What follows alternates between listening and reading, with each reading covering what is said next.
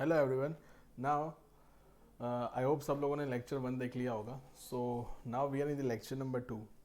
सो जो इनिशियल हमने डिस्कशन किया था सेक्शन 139 से लेकर आपको सारे सेक्शंस याद रखने।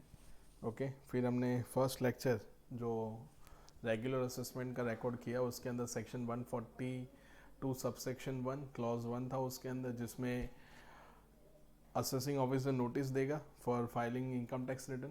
देन 142 सबसेक्शन 1 क्लॉज 2 था। देन 142 सबसेक्शन 2 हमने देखा था स्पेशल ऑडिट। सेक्शन 143 सबसेक्शन 3 के अंदर दो सेक्शन हमने कंप्लीट किए थे और एक सबसेक्शन बाकी था जो अभी आज हमें डिस्कस करना है।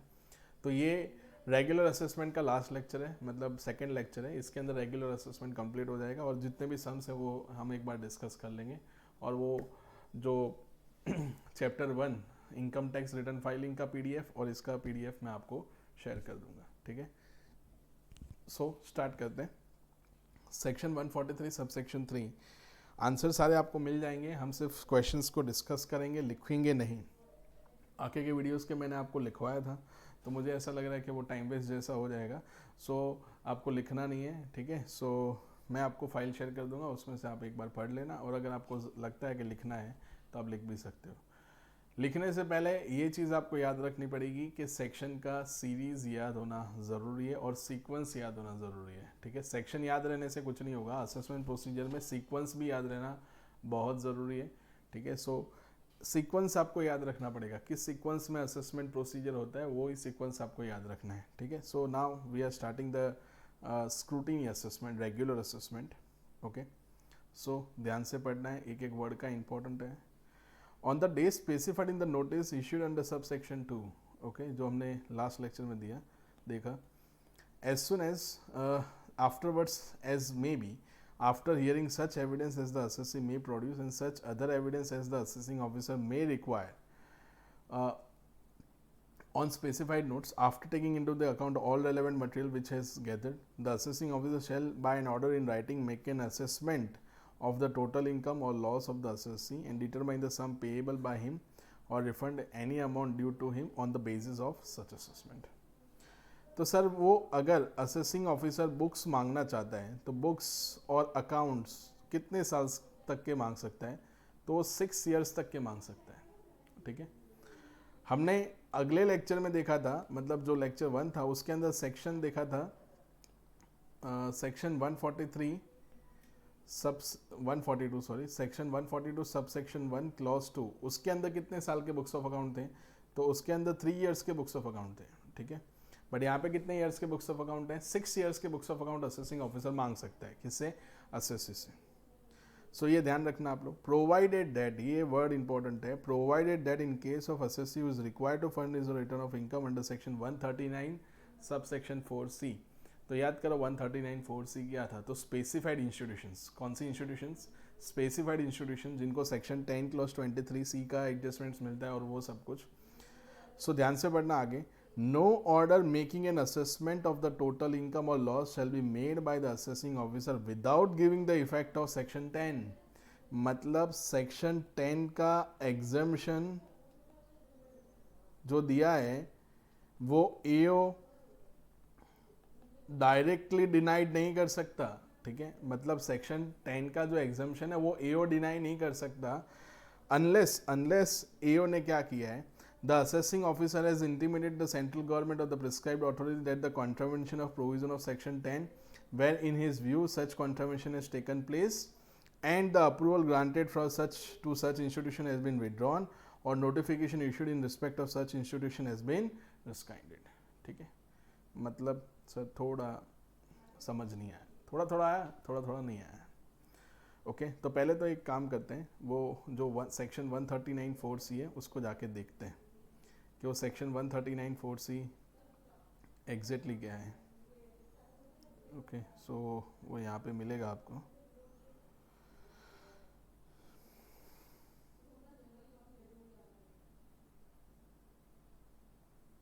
ये वाला दिख रहा है आपको? Return of income on the certain specified institutions और research association refer to in section 1021, then news agencies, ठीक है। तो सारे स्पेसिफाइड इंस्टीट्यूशंस हैं। ई वाला मैं पढ़ता हूँ, तो ई वाले में देखोगे तो एनी अदर इंस्टीट्यूशंस और एजुकेशनल इंस्टीट्यूशन और एनी हॉस्पिटल और other medical institutions refer to in section 10 clause 23C। फिर इन्वेस्टर प्रोटेक्शन फंड, ठीक है, इंफ्रास्ट्रक्चर डेट फंड, देन आगे भी बहुत सारी लंबी लिस्ट है। ओके, ना अभी वापस आगे जाते हैं आगे।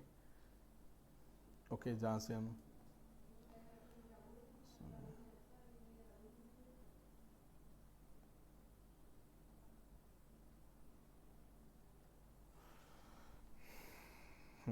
आ गए अपने।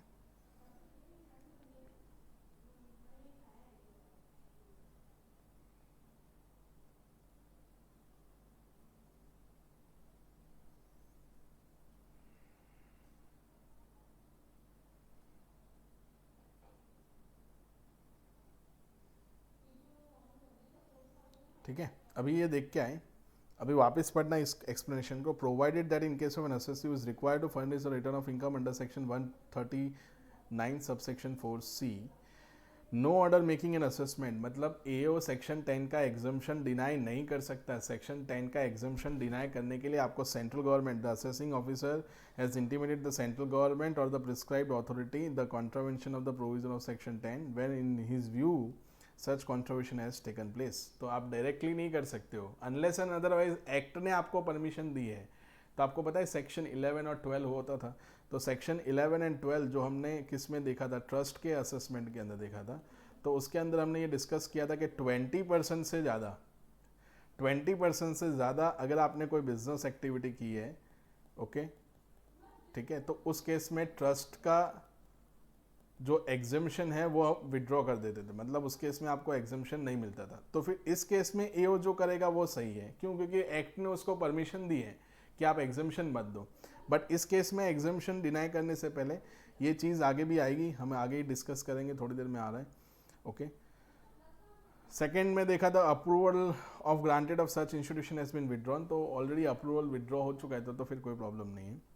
provided further where the assessing officer is satisfied that activities of the university, college or institution referred to in section 35 are not being carried out in accordance with the all or any of the conditions subject to which such university or college or other institution was approved, मतलब section 35 वाला scientific research, तो जो लोग scientific research करते हैं उनको तो in house research मिलता है, बट कभी कभी क्या होता था कि इन हाउस रिसर्च आप नहीं करते थे तो आउटसाइडर्स को भी कंट्रीब्यूशन करते थे।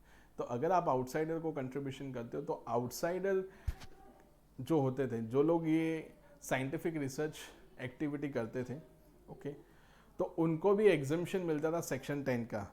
तो उसके अंदर उन्होंने सजेशन दिया है ईओ ने, he may after giving a reasonable opportunity showing cause against the propose withdrawal to the concern university, college और अदर इंस्टीट्यूशन, मतलब एओ सेंट्रल गवर्नमेंट को रिकमेंडेशन दे सकता है कि ये जो सारी यूनिवर्सिटी और जो भी इंस्टीट्यूशन है जिनकी आपने मान्यताएं दे के रखी है उसको आपको विड्रॉल के बारे में सोचना चाहिए।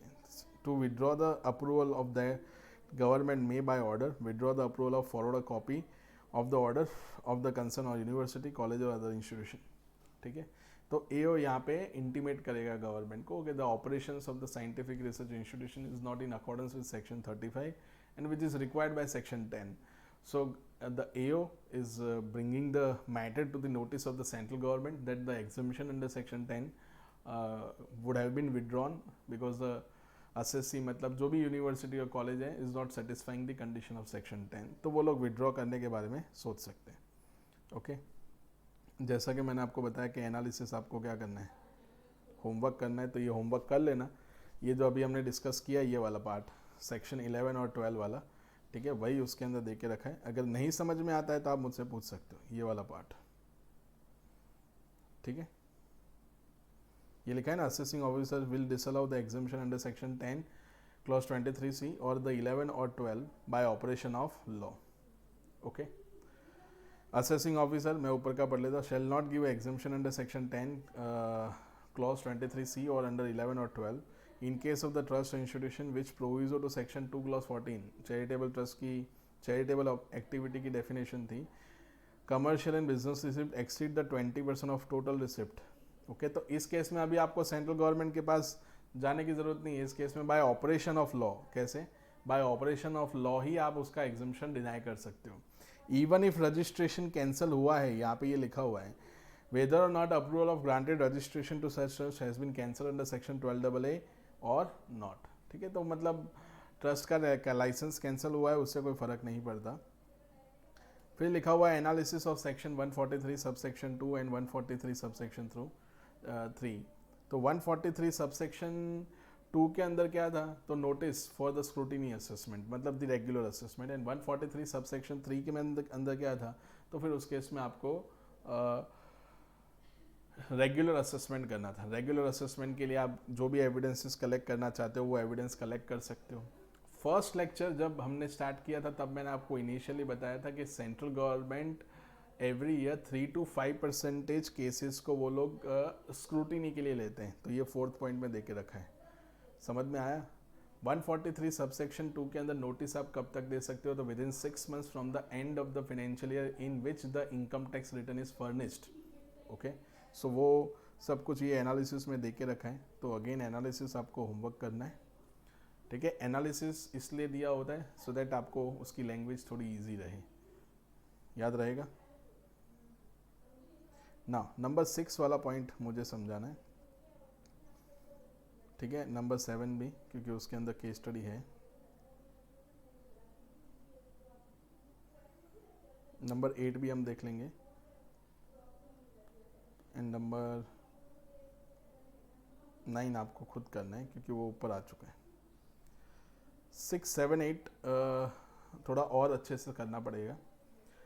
मतलब क्या हुआ,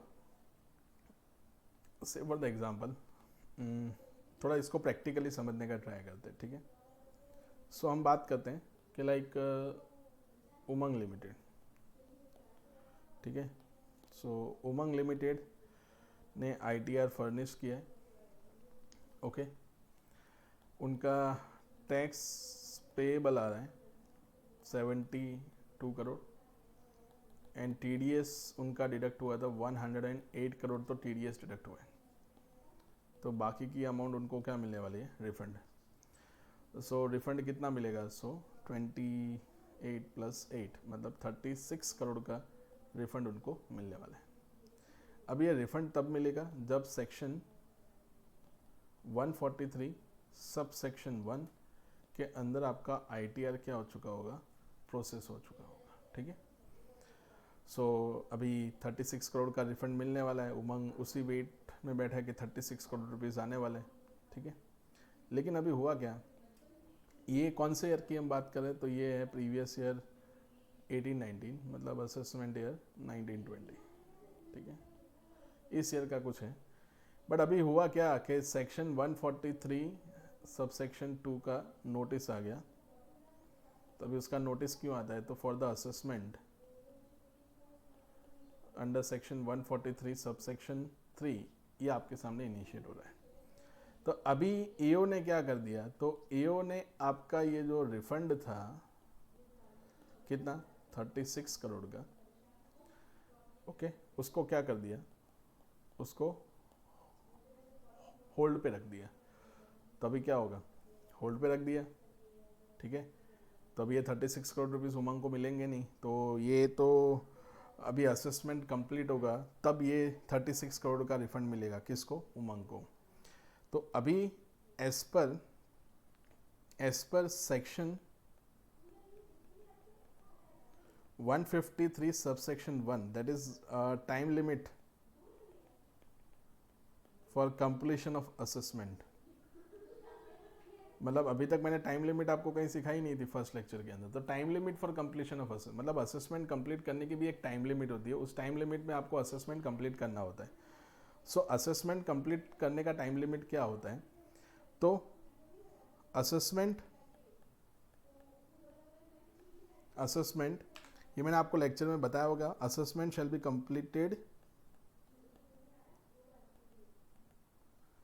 विद इन 12 months, कितना 12 months from the end of assessment year. तो असेसमेंट ईयर कौन सा था, तो असेसमेंट ईयर तो 1920 था। तो 1920 कब ख़त्म होगा, 31 मार्च 2020 को ख़त्म होगा, ओके। इसके अंदर प्लस 12 months का और टाइम मिलेगा तो 31/3/2021 तक वो असेसमेंट कंप्लीट कर सकते हैं अंडर सेक्शन 143 सब सेक्शन 3। ठीक है, अभी असेसमेंट का आउटकम क्या निकला पता है? तो असेसमेंट का आउटकम निकला नो एडिशन ऑफ इनकम। ठीक है, नो एडिशन ऑफ इनकम। तो इस केस में ये जो 36 करोड़ रुपीज़ का जो रिफंड था वो तो होल्ड किया था उन्होंने, तो अभी वो रिलीज़ करना पड़ेगा। बट वो कब रिलीज़ होगा? जब असेसमेंट कंप्लीट होगा। तो अभी असेसमेंट को कितना टाइम लेगा? It will take 1 year. ऐसा मान लो कि वो 1 ईयर लेगा, तो इस केस में तो बेचारे उमंग के 36 करोड़ रुपीज़ तो फंस गए ना। Okay, so that supreme court ने 2016 में ऐसा कहा कि इस केस में ज़रूरी नहीं है कि अगर कोई असेसमेंट पेंडिंग रहता है तो आप आईटीआर को प्रोसेस नहीं कर सकते हो।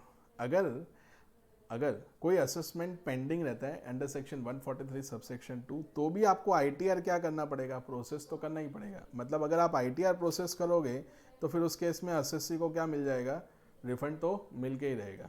ओके, ठीक है, तो इस केस में प्रोसेस करेंगे तो आपको रिफंड विड्रॉल नहीं कर सकता अनलेस एओ सेटिस्फाइड, अनलेस अगर एओ सेटिस्फाई होता है कि रिफंड will be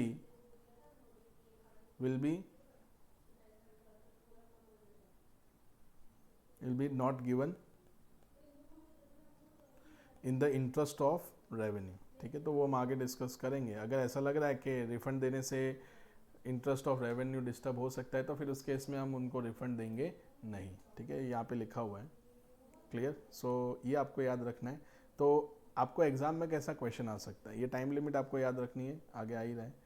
आपको एग्ज़ाम में कैसा क्वेश्चन आ सकता है कि उसका आईटीआर मतलब उसका असेसमेंट पेंडिंग था, ओके, बट आईटीआर क्या हो गया? प्रोसेस नहीं हुआ और रिफंड रोक दिया। तो ये गलत बात है, रिफंड नहीं रोक सकते हो आप। तो इसमें यही लिखा हुआ है, CBDT has clarified since the under section 143 subsection 1 refund can be granted to the assessee, the assessing officer can reduce the income below the return income and can assess the loss higher than the return loss under section 143 subsection 3। तो refund can be granted, refund को आप नहीं रोक सकते और refund तो आपको देना पड़ेगा। उसके बाद एक केस स्टडी है, ठीक है, important facts of the case. अभी क्या हुआ कि इस केस के अंदर क्या था कि मान लो कि आपको अपनी इनकम के अंदर कुछ रिवीजन करना है। ठीक है, revision of income in return already filed. ठीक है, तो return already filed under section 139 subsection 1, मतलब आपने जो रिटर्न टाइम पे फाइल किया था 139 सबसेक्शन 1 के अंदर, उसके अंदर आपको कुछ रिवीजन करना है। तो वो रिवीजन कैसे हो सकता है इनकम टैक्स एक्ट के अंदर? तो क्या आप लेटर लिखोगे उसको कि सर गलती हो गई, ये रिवीजन कर दो? कि उस केस में आपको रिवाइज रिटर्न फाइल करना है, तो उस केस में आपको कौन सा रिटर्न फाइल करना पड़ेगा? Revise return is the only option ना। ओके, तो रिवाइज रिटर्न फाइल करोगे तो ही क्या होगा? वो क्लेम एडमिट हो सकता है। तो इस केस में भी कुछ ऐसा ही था। ओके, तो डिडक्शन लेने के लिए आपको रिटर्न तो क्या करना है? रिवाइज रिटर्न फाइल करना ही पड़ेगा।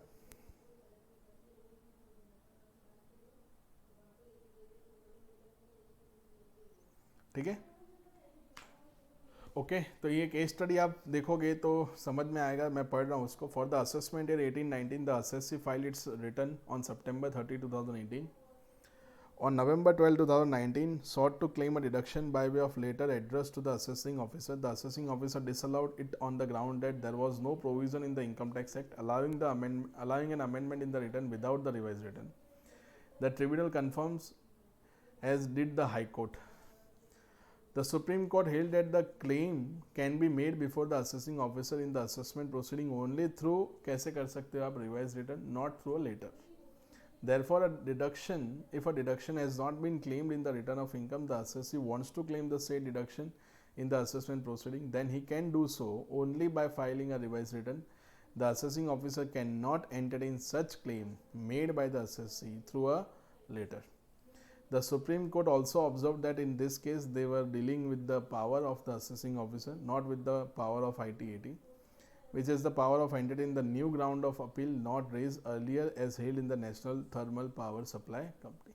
तो ये लास्ट वाली लाइन आपको पढ़नी नहीं है, वो बहुत पुराना एक कोर्ट का डिसीजन है, तो उसको आप मत पढ़ना, ये वाला आपको याद रखना है, ठीक है। सेक्शन 153 सब सेक्शन 1, तो टाइम लिमिट, तो यहाँ पे टाइम लिमिट गलत दे के रखिए, इसकी जगह आपको कितना कर देना है, 12 मंथ्स। ओके, सो आप लोग चेंज कर देना, ठीक है। ठीक है, 9th वाला आप लोग देख लेना, first proviso to section 143 sub section 3 and second proviso था, तो फर्स्ट एंड सेकेंड हमने डिस्कस कर लिया। फर्स्ट प्रोविजो में ये था कि जो सेक्शन 139 सब सेक्शन 4C के अंदर जो लोग आते हैं उनको विदाउट एग्जेम्पशन अंडर सेक्शन 10 आप असेसमेंट ऑर्डर इश्यू नहीं कर सकते हो, you have to take the prior approval.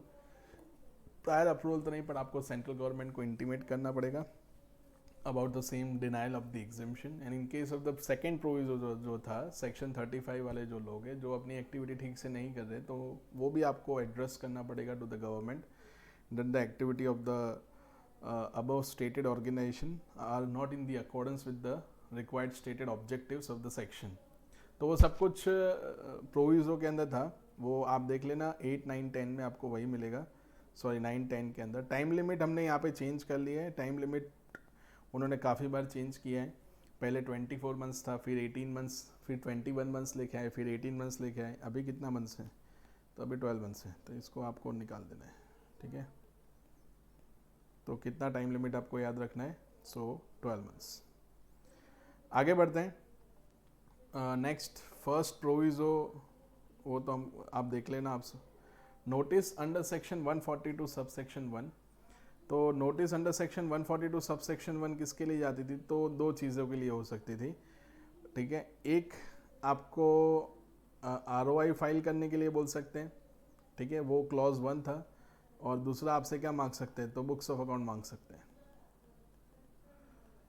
क्या 142 सब सेक्शन 1 के लिए कोई टाइम लिमिट थी, मतलब 142 सब सेक्शन 1 में कोई टाइम लिमिट है, तो यहाँ पे आप देखोगे 1 by 1, तो notice call to call for ROI by issuing the notice under section 142 alone the assessment is not possible, तो stand alone basis पे 142 subsection 1 clause 2 काम नहीं। notice can be issued even if the assessee has not filed the ROI, no time limit, कोई time limit थी ही नहीं, okay।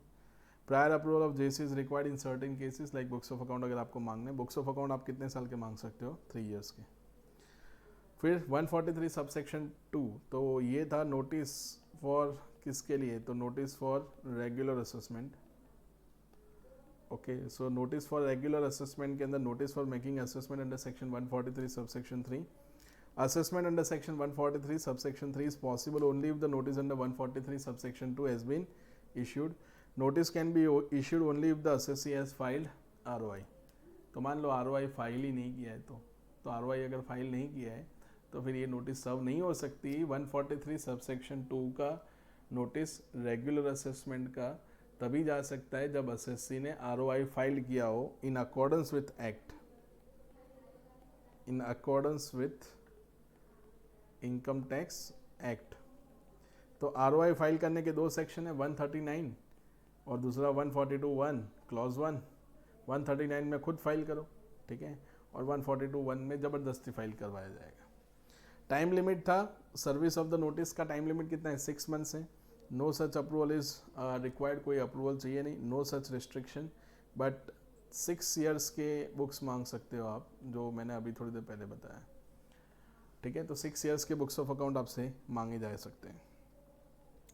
Next section 144 छोटा सा है बट काफ़ी साइंटिफिक है, सो ध्यान रखना आप लोग। Section 144 that is the best judgement assessment, okay। If any person fails to furnish a return of income under 139(1) and has not furnished a return under 139(4) up to the date of issue of so cause notice under 144, मतलब ये कब कब result हो सकता है, और fails to comply with the 142(1) clause 1 and sub clause 2, और fails to comply with the special audit का डायरेक्शन है, उससे भी वो लोग फेल कर जाते हैं। fails to comply with the all terms of the notice issued under 143 subsection 2, then the assessing officer, after taking into account all relevant material which he has gathered, shall make an assessment to the best of judgment, determine the tax payable by the assessee, okay।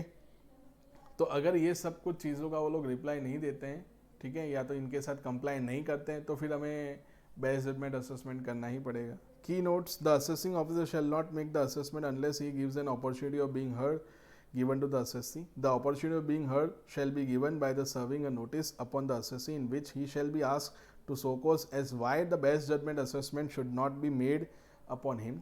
So cause notice issued under section 144. But so cause notice में मैंने first lecture में कुछ बताया था क्या. so cause notice तब issue करना है जब 142(1) के अंदर 142 सबसेक्शन 1 क्लॉज 1 के अंदर मतलब रिटर्न फाइल करने के लिए ऑलरेडी नोटिस दिया था पर उसने कुछ रिप्लाई नहीं दिया है तो आपको क्या so cause नोटिस देना है नहीं. ठीक है, गवर्नमेंट सोचे सुधरने वालों में से नहीं है इसलिए आपको सो कॉज नोटिस देने की जरूरत नहीं है. तो वहाँ पे वही लिखा है, this so cause notice is not required to be issued where the notice under 142(1) sub clause 1 has already been issued to the assessee. Assessee has not complied with the notice under 142 subsection 1 clause 1. Okay, याद रखना ही आपको. Homework analysis आपको कहाँ करना है, तो analysis आपको homework करना है. उसके अंदर यहाँ पे टाइम लिमिट दे के रखिए, उसके अंदर भी अमेंडमेंट है. यहाँ पे आप 12 मंथ्स कर देना. ठीक है,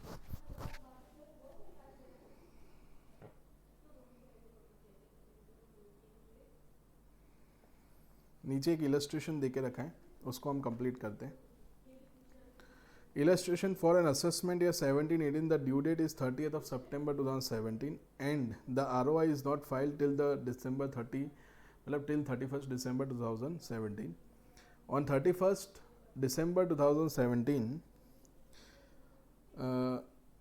AO issue a so cause notice under 144 to the assessee to so cause as why the best judgment assessment should not be made on him for failure to file the ROI under 139 and 139 subsection 4. In the said so cause notice, the assessee asked to file his reply by 30th of January 2018. Reply देने को बोला उन्होंने. 17-18 का return की due date है 30th of September 2017 पर अभी तक ROI उन्होंने फाइल ही नहीं किया है. Okay, on 31st December 2017 EO ने पहले ही नोटिस दे दिया. ठीक है, कि सो कॉज नोटिस दे दिया कि क्यों आपके सामने हम ओपन ना करें 144.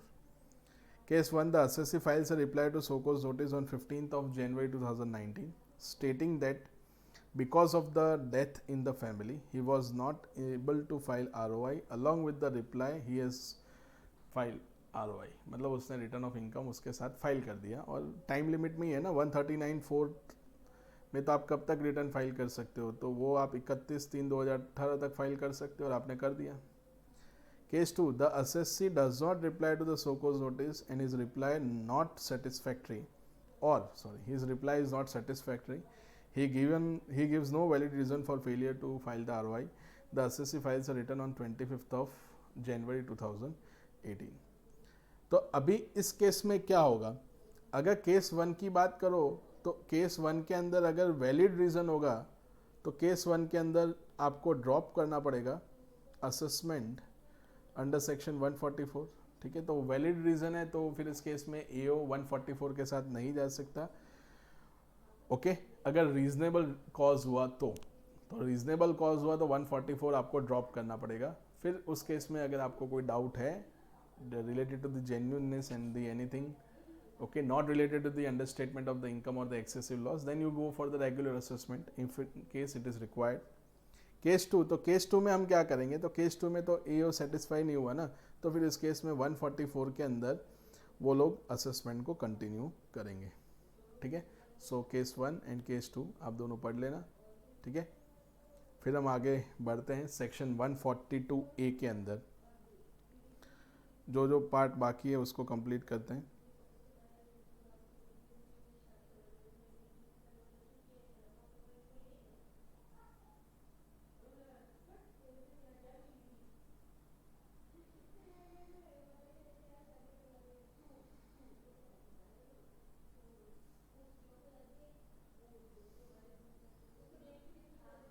ये वाला सेक्शन 142A. ठीक है, इसको भी इम्पोर्टेंट मार्क करना है थियरी पर्पस. क्वेश्चन नंबर 8 में वो लोग आपको पूछ सकते हैं.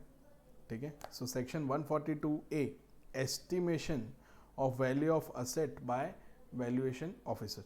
ठीक है, सो मोस्ट इंपॉर्टेंट मार्क करना है इसको, ठीक है। तो उसके अंदर देखो section 142A, the assessing officer may for the purpose of assessment और reassessment, for the purpose of assessment और reassessment only, make a reference to valuation officer to estimate the value including the fair market value. तो आपने देखा होगा कि capital gain में भी एक रेफरेंस टू वैल्यूएशन ऑफिसर था, बट वो सेक्शन 55A के अंदर देके रखा था। ये जो है वो सेक्शन 142A में अलग से देके रखा है।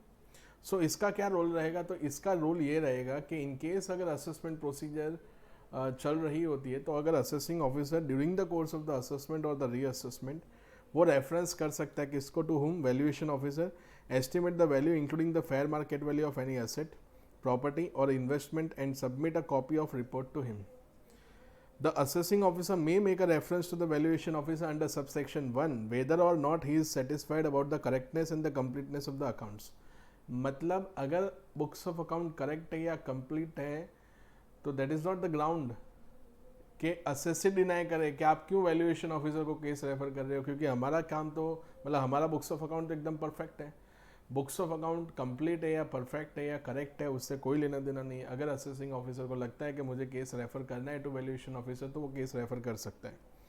The valuation officer shall estimate the value of asset, property और investment after taking into account such evidence as the assessee may produce and any other evidence in his position gathered after giving an opportunity of being heard given to the assessee. तो valuation officer assessee से evidences collect करेगा, जो भी asset की value है वो सब कुछ कलेक्ट करेगा और उसकी मार्केट वैल्यू उसकी एग्जैक्ट वैल्यू निकालेगा।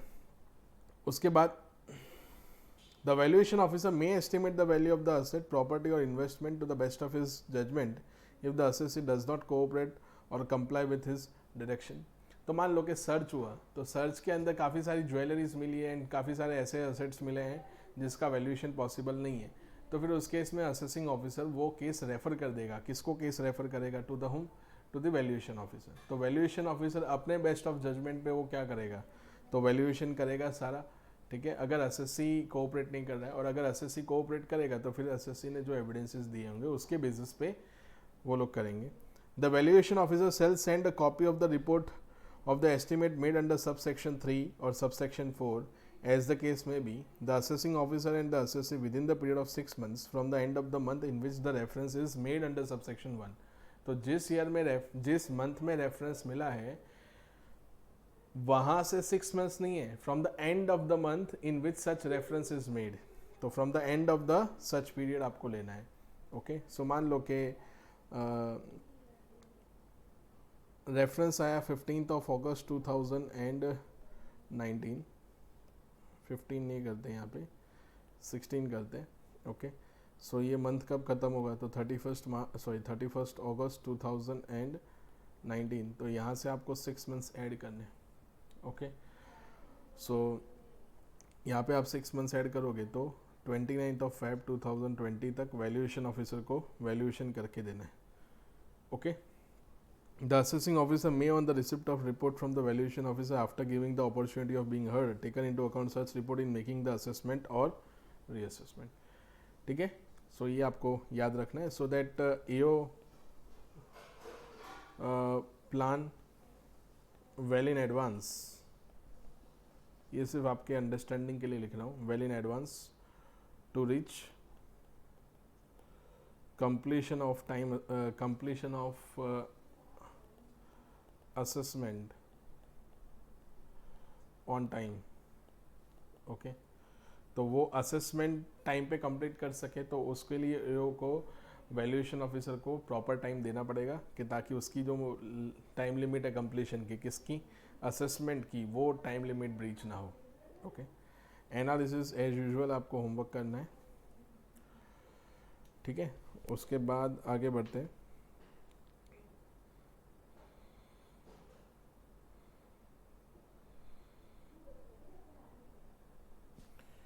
एक शायद बाकी रह गया था, डायरेक्शन ऑफ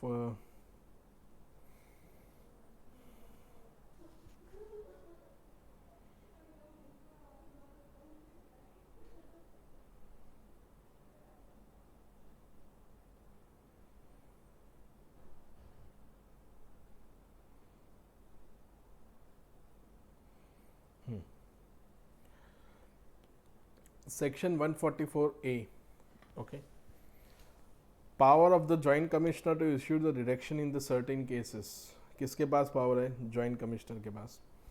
मतलब जॉइंट कमिश्नर को ऐसा लग रहा है कि ऑन हिज ओन मोशन, ठीक है, उसको कुछ रेफरेंस देना है to the assessing officer on the application of the assessee. तो असेसी के एप्लीकेशन के ऊपर अगर जॉइंट कमिश्नर को असेसिंग ऑफिसर को कोई रेफरेंस देना है तो वो दे सकता है। सो उसमें लिखा joint commissioner may on his own motion और reference made to him by the assessing officer और on the application of an assessee call for and examine the record of any proceedings in which the assessment is pending. Okay, if he considered that having regard to the nature of the case or the amount involved for any other reason it is necessary to issue the direction, then he may issue such direction as he thinks fit for the guidance of the assessing officer to enable him to complete the assessment. Such direction shall be binding to assessing officer, वो assessing officer को bind करेगा। No direction prejudicial to the assessee shall be issued before an opportunity being heard given to the assessee. तो अगर कोई direction assessee के लिए होता है तो फिर उस केस में आपको असेसी की अपॉर्चुनिटी ऑफ बीइंग हर्ड लेना पड़ेगा। Okay, then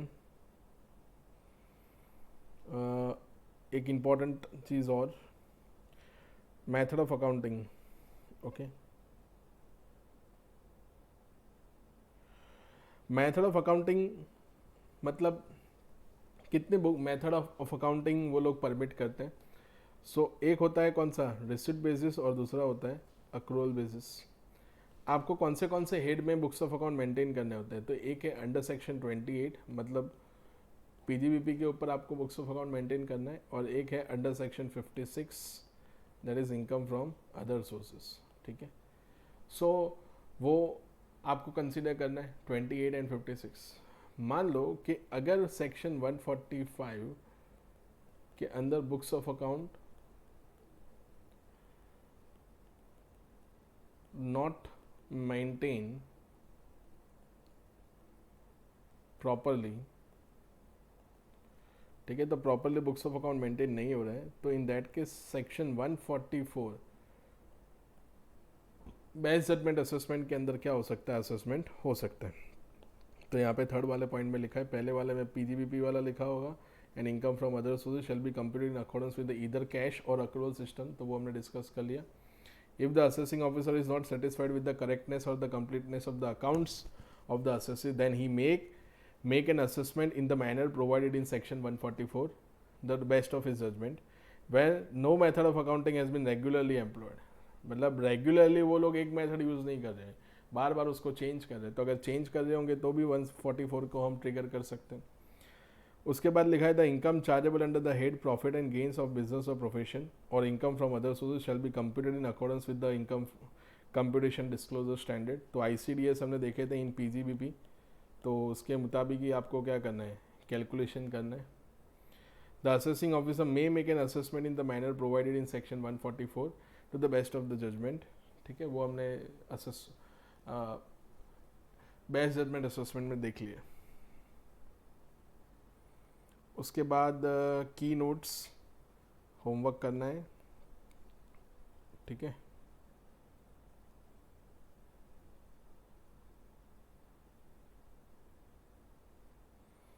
then section 145A, इसको भी आपको होमवर्क करना है, that the method of accounting in certain cases. Clear? वो हमने कैपिटल गेन में थोड़ा बहुत उसका डिस्कशन किया हुआ है।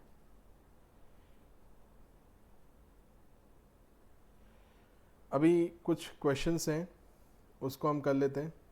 ठीक है,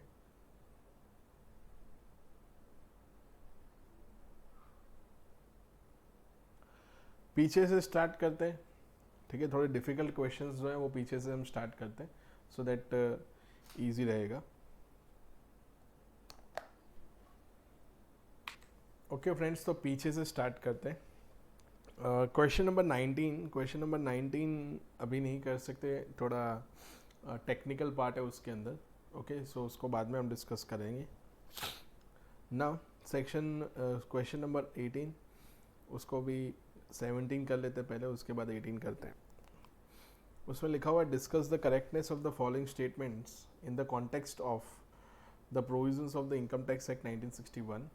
The Joint Commissioner of the Income Tax Act is empowered to issue the direction to the assessing officer as he thinks for the guidance of the assessing officer during the assessment proceeding to complete the assessment in the specified manner. तो वो तो हमने देखा था section 144A, वो आपको पूरा यहाँ पे लिख देना है, ठीक है। क्या जॉइंट कमिश्नर बाइंडिंग ऑर्डर दे सकता है टू द असेसिंग ऑफिसर? तो may on his own motion, ठीक है, on a reference made to him by the assessing officer, और असेसी ने जो भी जिसने भी किया है, ठीक है, तो असेसिंग ऑफिसर को जॉइंट कमिश्नर डायरेक्शन दे सकता है considering the nature of the assessment, okay, के असेसिंग ऑफिसर को आगे क्या प्रोसीडिंग्स यूज़ करनी चाहिए और क्या इनिशिएट करना चाहिए। तो in the interest of the revenue the joint commissioner जो असेसिंग ऑफिसर का ऊपर के रैंक ऑफिसर का होता है, तो वो उसको डायरेक्शन दे सकता है। एंड यहाँ पे जो भी डायरेक्शन आएगा, सच direction shall be binding on the assessing officer, ठीक है, वो उसको बाइंड भी करेगा, किसको, जो असेसिंग ऑफिसर उसका वो बाइंड भी करेगा। उसके बाद लिखा है the assessing officer may direct for the audit of the accounts under section 142(2)(a) of the act during the assessment proceeding on the basis of the certain grounds, ठीक है। तो 142(2)(a) के अंदर ऑडिट के लिए वो कौन से ग्राउंड्स पे दे सकते हैं? तो considering the nature of complexities of the transactions and the nature of the transaction and the business का जिस तरह का मॉडल है उसको ध्यान में रखते हुए वो लोग ऑडिट के लिए ऑर्डर दे सकते हैं। बट मैंने एक इंपॉर्टेंट लाइन आपको बताई थी। इंपॉर्टेंट लाइन क्या थी कि in the interest of revenue वो लोग ऐसा बोल सकते हैं कि हमें स्पेशली उस केस को रेफर करना पड़ेगा स्पेशल ऑडिट के लिए। तो ये स्टेटमेंट क्या है? करेक्ट। ये वाला भी क्या था? करेक्ट। हालांकि करेक्ट इनकरेक्ट आपको नहीं लिखना है, ठीक है, आपको ऐसा प्रूव करना पड़ेगा। ये क्वेश्चन आया नहीं शायद आपकी स्क्रीन के ऊपर, ठीक है, सो मैं उसको बता देता हूँ।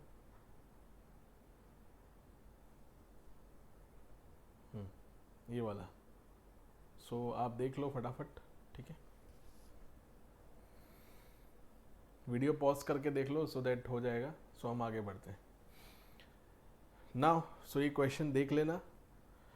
इस जो अभी हमने डिस्कस किया स्क्रीन के ऊपर नहीं दिख रहा था, ठीक है, सो इसको अब एक बार देख लेना। उसके बाद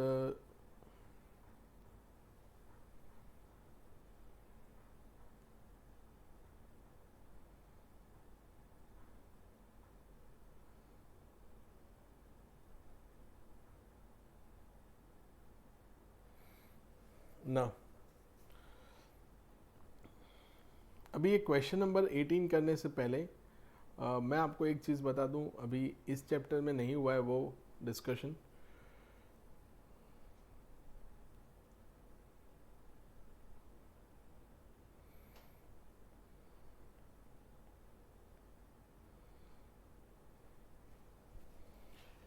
एक सेक्शन है जो हम आगे के चैप्टर में देखेंगे, पर अभी सिर्फ इसका एक आइडिया ले लो। सेक्शन 154। तो सेक्शन 154 किसके बारे में बात करता है? तो it is a rectification of mistake that is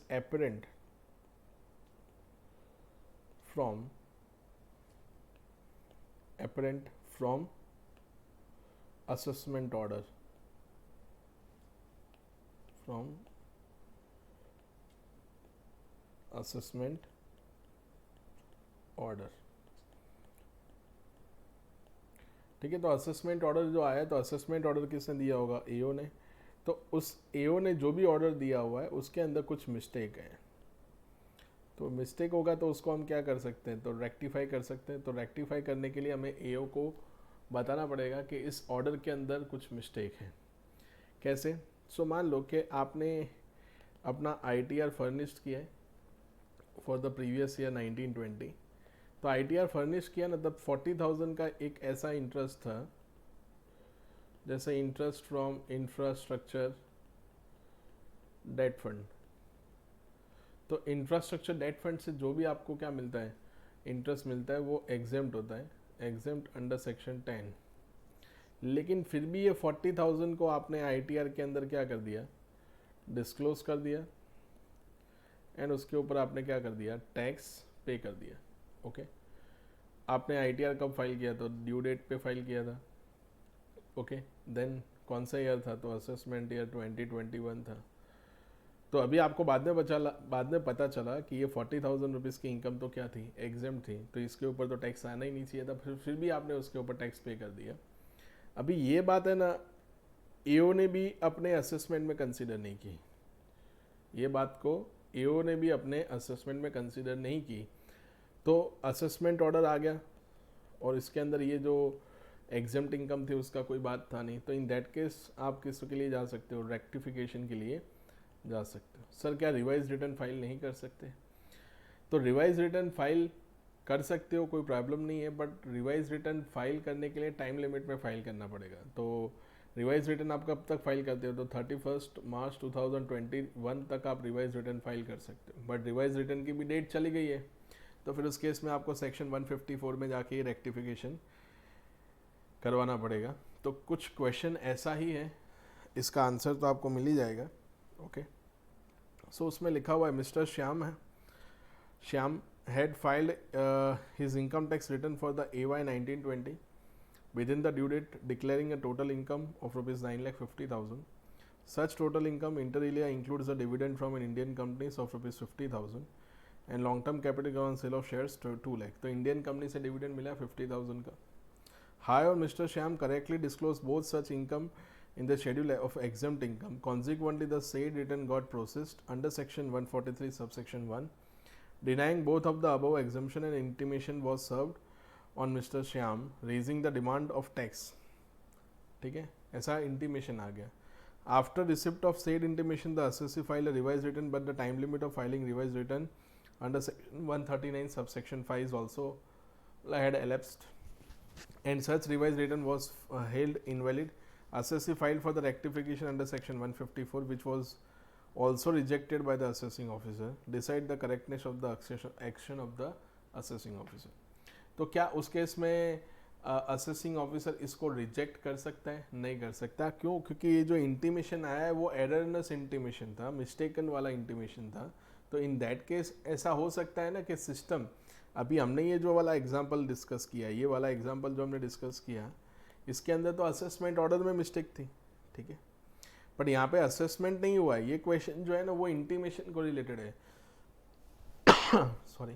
तो कभी कभी ऐसा हो सकता है कि जब ITR प्रोसेस होता है ना, तो जब मैंने आपको बताया था कि जितने भी ITR प्रोसेस होते हैं उसमें कोई भी ह्यूमन इंटरफेरेंस नहीं होता है, जो भी होता है वो सीधा सिस्टम के ओरिएंटेड ही होता है। तो अभी जब सिस्टम के थ्रू जब ITR प्रोसेस हो रहा था, तो हो सकता है कि एक आधा शेड्यूल में सिस्टम की प्रॉब्लम की वजह से वो उसको फिल्टर करना मिस कर दिया और एग्जाम्प्ट इनकम को उन्होंने टैक्सेबल इनकम कंसीडर कर दिया, ठीक है। It may be the because of the utility problem. एक फाइल आती है कॉल्ड XML फाइल, उसकी प्रॉब्लम की वजह से ये चीज़ हो सकती है। And the assessee has made the correct claim about the exemption of the income, but process हो गया, उसके अंदर टैक्सेबल हो गई। तो फिर उस केस में आपके पास क्या रेमेडी अवेलेबल रहती है? तो रेमेडी आपके पास ये अवेलेबल रहती है कि आप जो सिस्टम के अंदर मिस्टेक आ रही है apparent from the records of the intimation, so in that case आप असेसिंग ऑफिसर को बोल सकते हो कि you have to bound to rectify the mistake, okay. आप स्ट्रेट फॉरवर्ड उसको रिजेक्ट नहीं कर सकते हो। So the contention of the assessing officer is not correct in the eyes of the law, ये आपको याद रखना है, ओके। नेक्स्ट क्वेश्चन नंबर 16, ठीक है। Ankit private limited is in its return of income claimed a sum of rupees 40,000 as a deduction on account of the payments for stamp duty and registration charges from the income shown under the heading income from house property. The assessing officer disallowed the claim of the assessing company in the assessment order passed under section 143 subsection 3. Examine the correctness of the action of the assessing officer. तो अभी याद करो कि income from house property, थोड़ा आपको inter वाला याद करना पड़ेगा। इनकम फ्रॉम हाउस प्रॉपर्टी के अंदर काफ़ी लिमिटेड डिडक्शंस थे। एक तो जो म्यूनसिपल टैक्सेस आप पे करते हो उसका आपको डिडक्शन मिलता था, एक 30% स्टैंडर्ड डिडक्शन था, आपको याद होगा तो, एंड एक था इंटरेस्ट ऑन बोरोड कैपिटल। इन तीन चीज़ों का आपको क्या मिलता था? डिडक्शन मिलता था। अभी इसके अंदर वो क्या डिमांड कर रहा है, तो on account of the stamp duty, तो इसके स्टैम्प ड्यूटी का तो कोई हाउस प्रॉपर्टी का कोई लेना देना ही नहीं था दूर दूर तक, तो इस केस में आपको उसका डिडक्शन नहीं मिलेगा, ठीक है। तो अगर डिडक्शन मिलेगा ही नहीं तो फिर उस केस में action of the assessing officer क्या होगा, इस केस में जस्टिफाई असेसिंग ऑफिसर ने उसको डिसअलाउ कर दिया, तो वो तो वैसे भी डिसअलाउड होने वाला था ना, उसमें कोई बड़ी बात नहीं है, ठीक है। सो समझ में आ जाएगा आपको। क्वेश्चन नंबर 15, ये आपको होमवर्क करना है। ऐसे कौन से केसेस है जिसमें बेस्ट जजमेंट असेसमेंट हो सकता है। उसके बाद क्वेश्चन नंबर 14, तो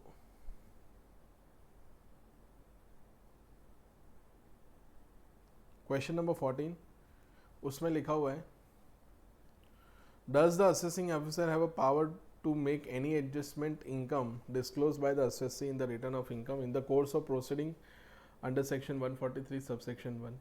क्या असेसिंग ऑफिसर के पास पावर है ऑफ द एनी एडजस्टमेंट, तो इस केस में उसके पास पावर कितना है, तो वो तो हमने सेक्शन 143 सबसेक्शन 1 में डिस्कस किया था कि अगर सिस्टम जो सारे किसके थ्रू प्रोसेस होते हैं, थ्रू सीपीसी, तो उसके अंदर अगर कोई एरिथमेटिकल एरर निकलता है या फिर कोई लॉस उन्होंने क्लेम किया हुआ है जिसका उनको सेट ऑफ नहीं मिलेगा, या तो फिर कोई जो इनकरेक्ट क्लेम किया हुआ है which is apparent from the information given by the assessee, या तो डिसअलाउंस होता है सेक्शन 80 IB का 10AA का, ठीक है, उसी को वो लोग क्या कर सकते हैं, डिसअलाउ कर सकते हैं।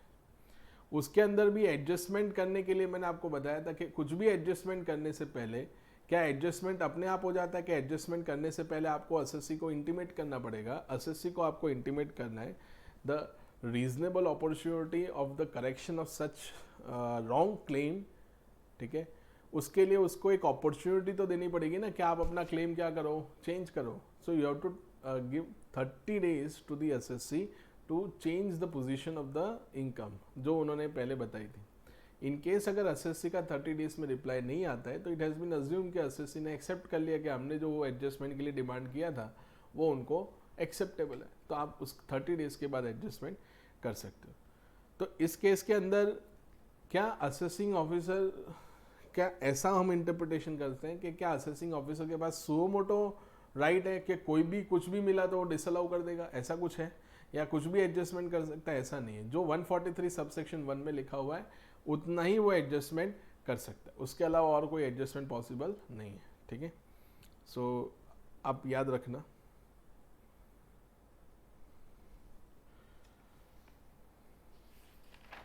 क्वेश्चन नंबर 13 ये आपको होमवर्क करना है। क्वेश्चन नंबर 12 आप खुद पढ़ो, आपको समझ में आ जाएगा, ठीक है। अगर आपको कुछ भी फ्रेश क्लेम करना है तो फ्रेश क्लेम करने के लिए आपको असेसिंग ऑफिसर को सीधा बताना पड़ेगा, ठीक है, कि आपको रिवाइज रिटर्न फाइल करना है तो आपको रिवाइज रिटर्न ही फाइल करना है, ठीक है। आप कोई लेटर लिख के या फिर उनको फ़ोन करके नहीं बताओगे, ठीक है। सो इसका आंसर मिल ही जाएगा आपको।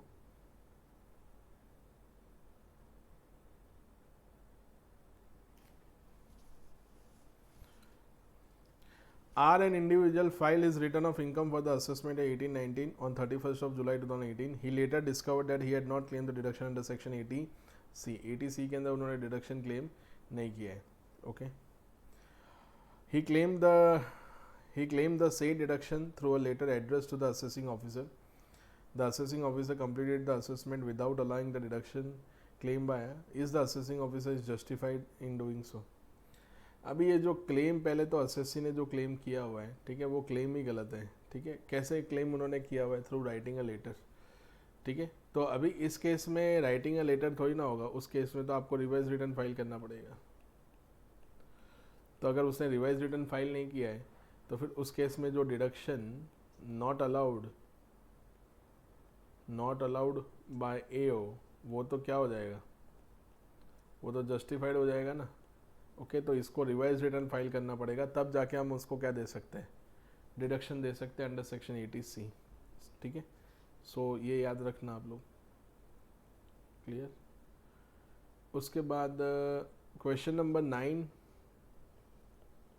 एंड क्वेश्चन नंबर 19 वो थोड़ी सिमिलर है, दोनों क्वेश्चन सिमिलर है, ठीक है, तो वो हम बाद में डिस्कस करेंगे, ठीक है, अभी नहीं कर सकते हम, क्योंकि उसके लिए काफ़ी सारी चीज़ें क्लियर होनी चाहिए, आगे के अपील्स रिवीजन के जो चैप्टर्स है वो क्लियर होने चाहिए, तो ये समझ में आएगा। तो इसको अभी पेंडिंग रखते हैं एज ऑफ नाउ हम। क्वेश्चन नंबर 8, उसमें लिखा हुआ है the return of income for the assessment year 18-19 filed on Feb 1, 2019। तो पहले तो चेक करो क्या रिटर्न एज पर सेक्शन 139 के मुताबिक फाइल हुआ है ना। जब मैं 139 लिख रहा हूँ तो मैं सब सेक्शन 1 नहीं बोल रहा हूँ, सब सेक्शन 1 तो ड्यू डेट होता है, तो 139 के अंदर एक और सेक्शन है सब सेक्शन 4। तो सब सेक्शन 4 में असेसमेंट ईयर ख़त्म होने से पहले आपको रिटर्न फाइल करना होता है ना। तो असेसमेंट ईयर 18-19 होगा तो आपको रिटर्न कब तक फाइल करना है, 31 मार्च 2019 तक आपको ITR फाइल करना है। तो इस केस में उसने विद इन टाइम फाइल किया। Was selected for scrutiny for the assessment for which notice under 143 subsection 2 was issued. तो आपको याद होगा 143 सबसेक्शन 2 का जो नोटिस होता है वो कितने टाइम में इश्यू करना होता है, with in 6 months from the end of AY। तो यहाँ से अगर मैं 6 मंथ्स प्लस करता हूँ तो 6 मंथ्स यहाँ से हम प्लस करेंगे तो 30 सितंबर 2019 होगा। तो उस दिन से पहले पहले उसको ITR 143 सबसेक्शन 2 का नोटिस देना है। तो उन्होंने नोटिस भी टाइम से दिया हुआ है। Examine whether the action are initiated taken by the income tax authorities are proper and valid under the provisions of the act. तो यस, आंसर यस आएगा। ओके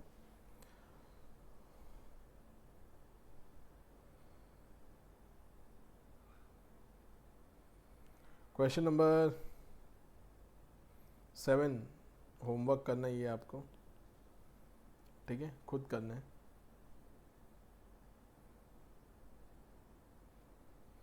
आप समझ सकते हो इसमें लिखा हुआ है कि क्या 144 इनिशिएट हो सकता है अगर 139, 139(4) सब कुछ सही है तो नो फेलियर, ठीक है। तो फेलियर है ही नहीं तो 144 में क्या कर रहे हो आप लोग, फेलियर होगा तो 144 इनिशिएट होगा ना। तो इस केस में तो बेचारे ने कोई फेलियर किया ही नहीं, तो 144 दे के डराना चाहते हो क्या उसको, ठीक है, तो वो नहीं हो सकता। Okay, then question number 6। So question number 6 भी आपको होमवर्क करना है।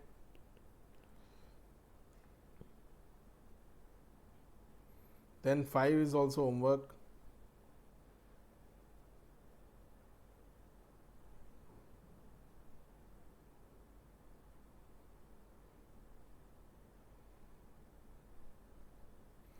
क्वेश्चन 4 भी होमवर्क करना है, थोड़ा फनी है, ठीक है, आप करना, समझ में आ जाएगा आपको।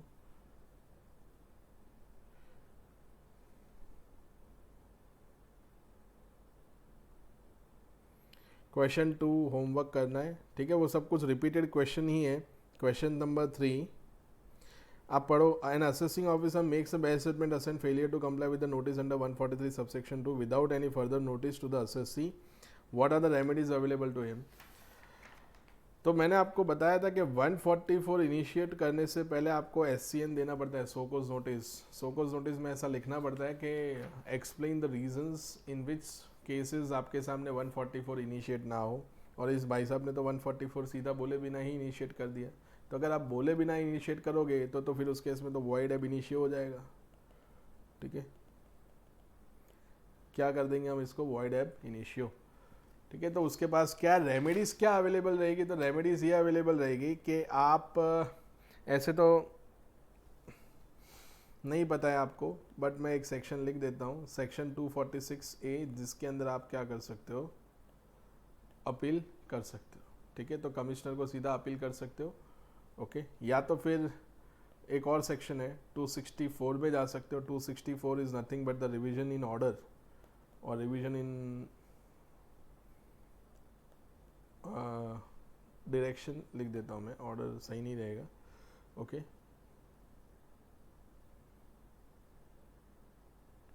Revision in assessment to be declared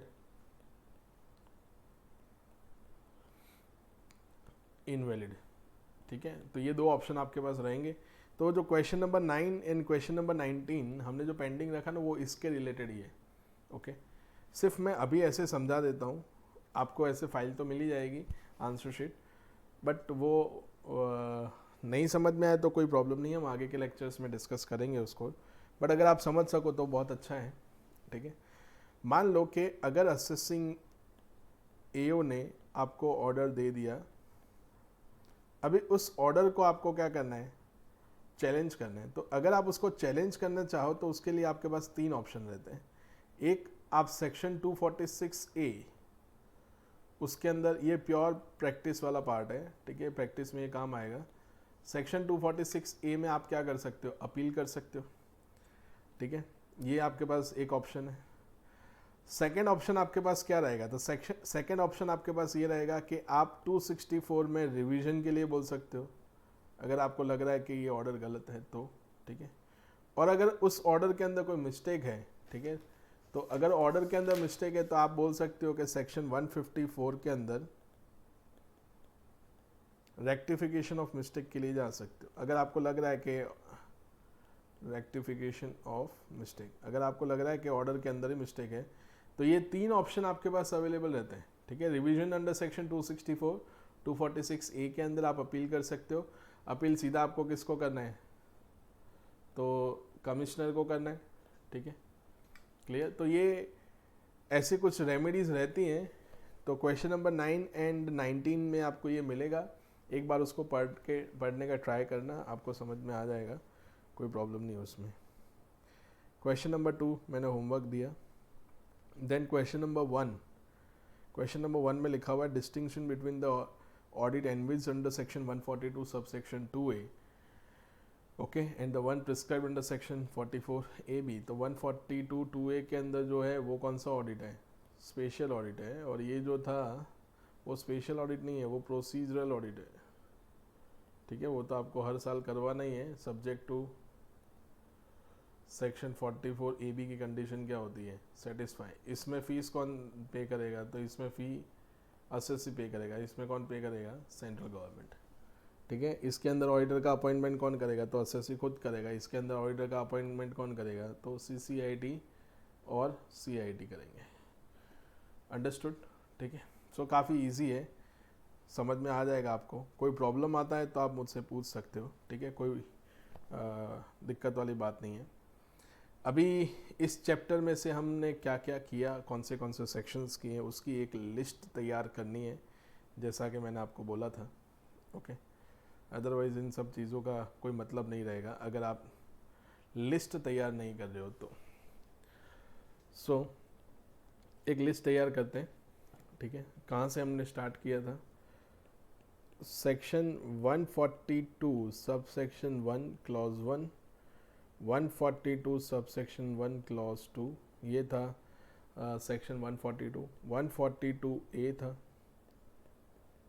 फिर हमने देखा सेक्शन 142 2A, ठीक है, स्पेशल ऑडिट वाला। देन सेक्शन 143 सब सेक्शन 1 सब सेक्शन 2 सब सेक्शन 3। फिर हमने देखा सेक्शन 144, फिर हमने देखा सेक्शन 144, उसके बाद 144A, देन हमने देखा सेक्शन 145। तो नाम तो लिख लेंगे पर आपको उसकी कॉन्सिक्वेंसेस भी पता होनी चाहिए कि उसकी क्या कॉन्सिक्वेंसेस होगी। सो section 142 sub section 1 clause A, notice for filing ITR, तो ITR फाइल करने का नोटिस देना है। Produce books of account, produce books of account,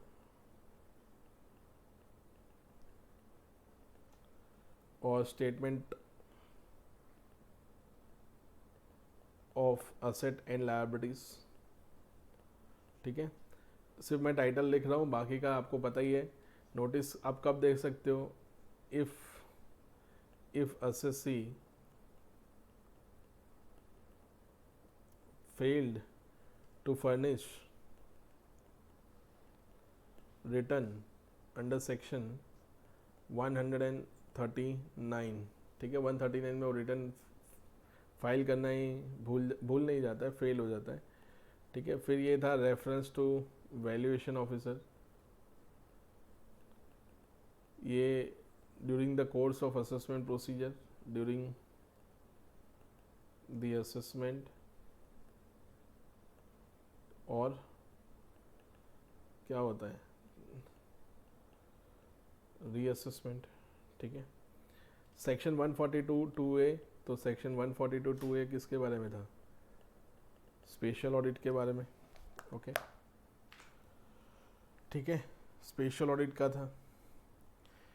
तो स्पेशल ऑडिट के लिए क्या क्या कंडीशंस थी उसको याद कर लेना एक बार, ठीक है। देन सेक्शन 143 सबसेक्शन 1, तो ये था इंटीमेशन,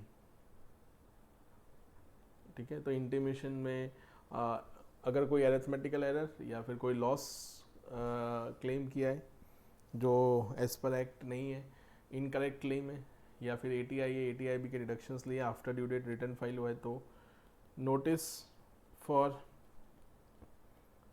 रेगुलर असेसमेंट, तो नोटिस फॉर रेगुलर असेसमेंट जाएगा। देन ये रेगुलर असेसमेंट नोटिस देने का टाइम क्या था? तो विद इन 6 मंथ्स में आपको, इसका कोई टाइम लिमिट था ही नहीं। 142 सबसेक्शन 1 क्लॉज 2 में कोई टाइम लिमिट नहीं था।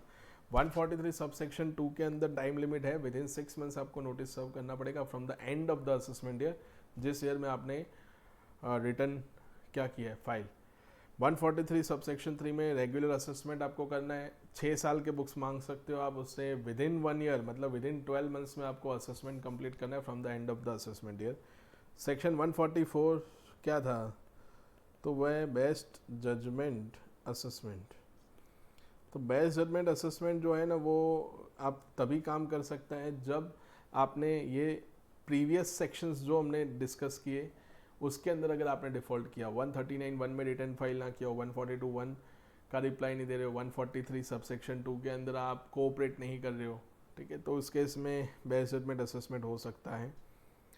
फिर डायरेक्शन बाय JC, ठीक है, जॉइंट कमिश्नर, ये लिखा हुआ है सबको। डायरेक्शन बाय JC टू किसको डायरेक्शन वो दे सकता है, AO। एंड देन लास्ट में था मेथड ऑफ अकाउंटिंग, ठीक है। तो मेथड ऑफ अकाउंटिंग भी अगर आपने बुक्स ऑफ अकाउंट ढंग से मेंटेन नहीं किए तो भी 144 इनिशिएट हो सकता है।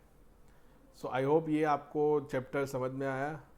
एग्ज़ाम में से इसमें क्वेश्चन हो सकता है, ठीक है। ये फाइल आपको मिल जाएगी, क्लियर। मैं अभी आपको मेल कर देता हूँ, मतलब व्हाट्सएप पे आपको मिल जाएगा, ठीक है, अंडरस्टूड। बाकी जो भी है वो आप लोग एक बार पढ़ लेना, ठीक है। अगर आपको कोई डाउट आता है तो एट एनी टाइम आप मुझसे पूछ सकते हो, हम लोग फ्री होते हैं, ओके। एंड देन ये जो इसके जो भी आंसर्स होंगे वो मैं आपको कल प्रोवाइड कर दूंगा। वो जो रिटर्न ऑफ फाइलिंग वाला जो था वो भी, एज वेल एज ये वाला पार्ट भी मैं आपको प्रोवाइड कर दूंगा, ठीक है। ये सारे जो लेक्चर्स आ रहे हैं ना, उसको एक ही साथ एक ही फ्रीक्वेंसी में देखना है, वन शॉट में सारे लेक्चर्स कंप्लीट करने हैं। अगर बीच में 10-15 दिन का गैप आया और फिर बाद में वो सेक्शन 147 जो नेक्स्ट लेक्चर आएंगे अभी इनकम एस्केपिंग असेसमेंट के, अगर उसके बीच में टाइम रहा ना तो कुछ भी समझ नहीं आएगा, ठीक है।